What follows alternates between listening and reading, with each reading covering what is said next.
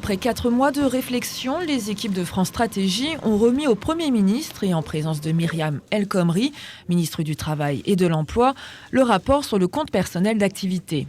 Un CPA inscrit dans la loi sur le dialogue social qui a pour ambition de regrouper les droits sociaux des actifs tout au long de leur vie. Un nouvel outil, d'égalité d'accès aux droits, un outil d'autonomie, un outil de simplification et potentiellement aussi un outil de réduction des inégalités.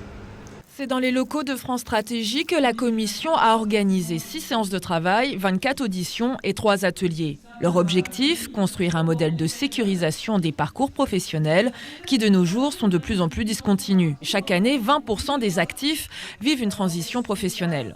Nous avons insisté sur un point très précis, c'est qu'on considère qu'il ne peut pas y avoir de prestations sans relation.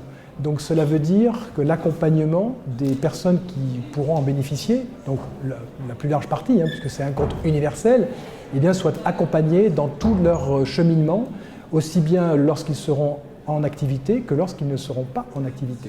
Proposition phare de la commission, le compte personnel d'activité doit permettre aux salariés de se constituer un capital point, indépendamment de la durée et du type de leur contrat. Un système de points universel qui pourra accompagner les actifs selon 3 scénarios. Dans le premier scénario, c'est un compte orienté vers la formation. L'objectif, c'est de donner à chacun les moyens de se former tout au long de son parcours, davantage que ce n'est le cas aujourd'hui. Le deuxième scénario, c'est un scénario organisé vers une vision d'une plus grande liberté dans l'usage des temps tout au long de la vie.